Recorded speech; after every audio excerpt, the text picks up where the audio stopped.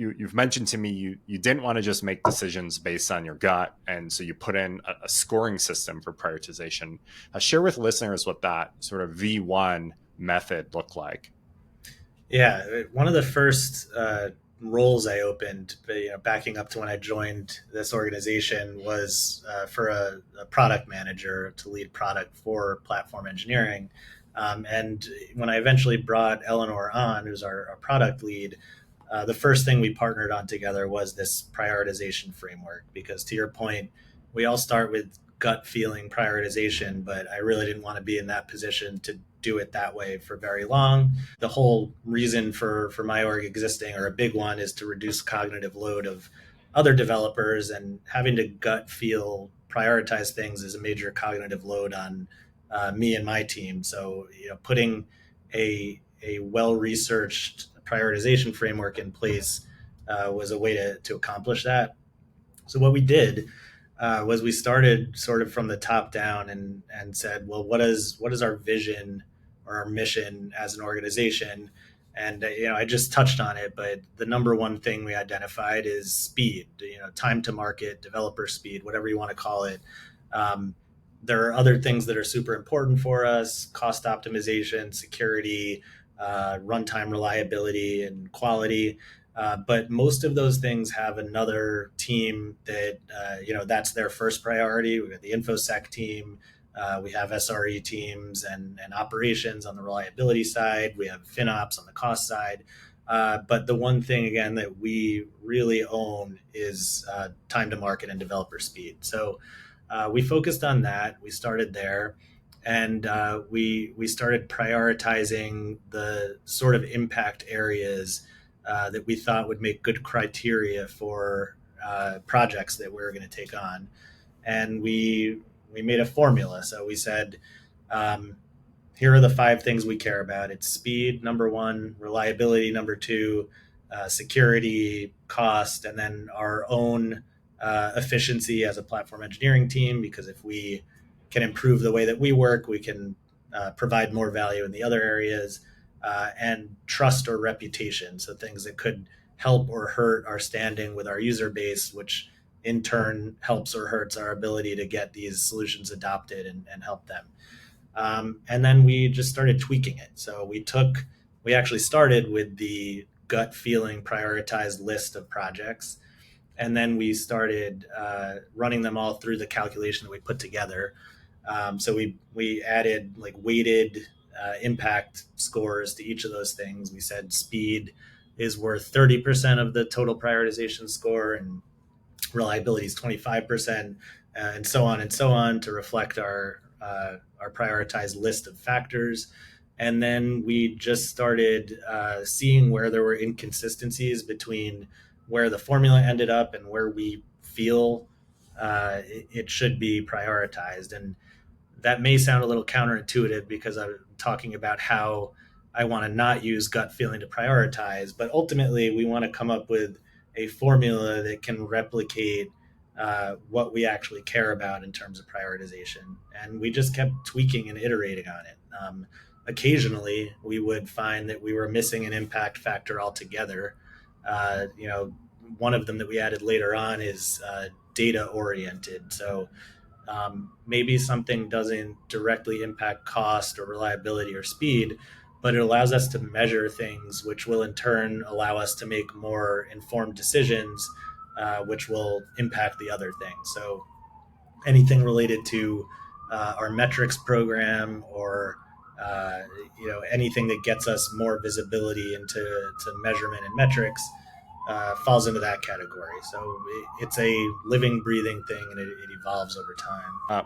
So you put in place this scoring methodology for prioritization.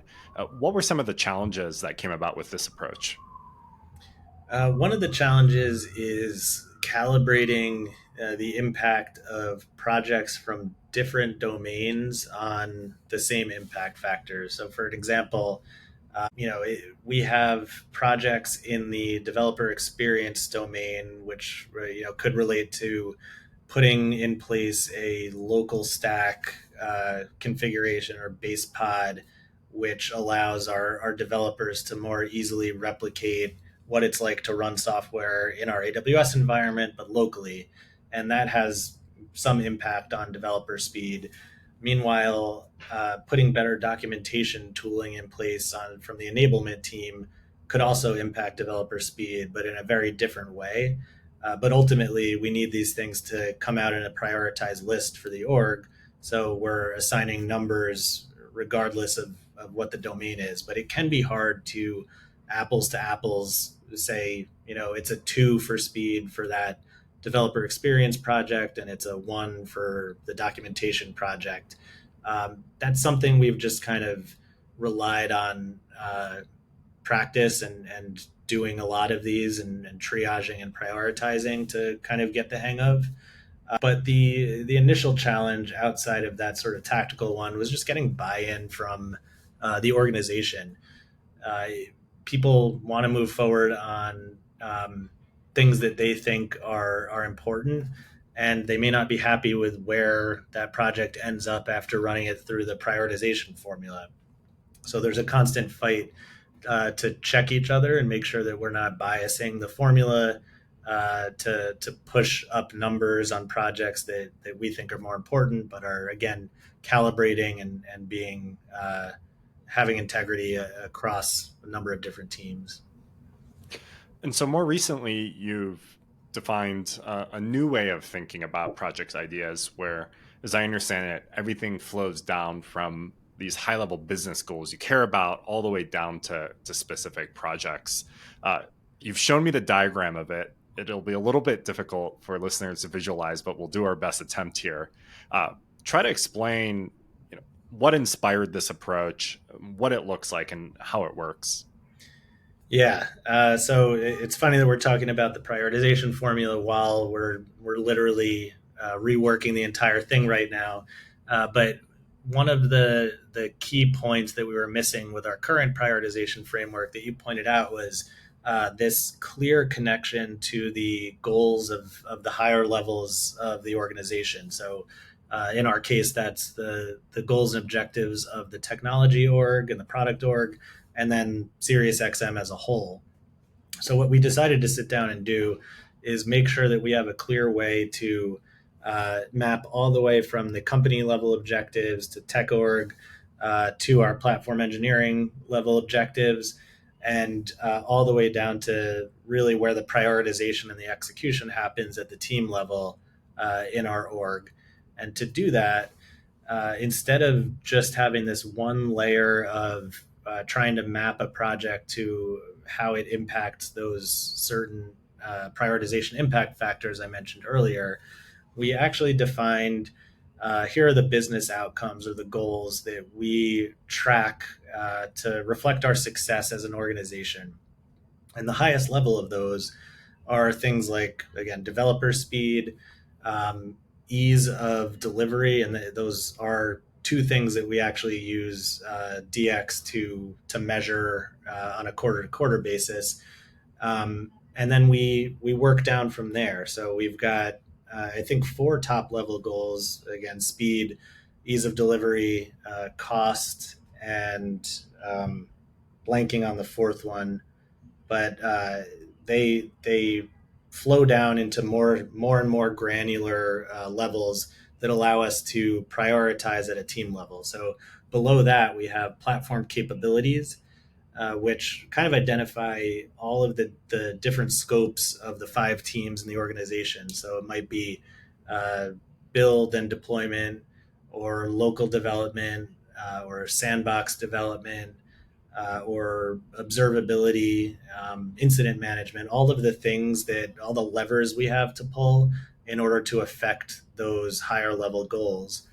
And then when we prioritize projects, all we have to do is determine how much those things are impacting those capabilities, and we can kind of connect the dots all the way up to the goals, and the prioritization happens much more easily than trying to tie things directly to those 5 impact factors. And with this mapping of goals and projects and business objectives, how does this framework really get utilized and put into action? I mean, you get a request or an idea from within your organization or another leader within your company. How does that then map to this framework? So I can tell you how I would like it to work and then how it's actually working today. Uh, I want there to be a number of different intake processes and ideation processes. I don't want to be that platform team that just works on a backlog of requests from across the technology org without any product vision. But I also don't want to be the team that's only ideating from within and ignoring what's happening outside. So really there's two or three streams that I'd like to see. One is coming from leadership within my organization, either the product managers or the engineering leaders or myself. We have an idea. We have a biweekly roadmap review where we can get new projects into the intake process. And we're using a Monday.com board to implement the prioritization formula. And then we go through as a team and we run it through the formula. And it'll be something similar when we actually operationalize the new framework. And then when we're happy with it, we sort descending by priority, and we have our roadmap. Um, the other places that I'd like to see ideation happen, and I want to see more of this, is bottom up from the engineers within my org on each team. They're the ones who know best the challenges and the capabilities of their particular areas.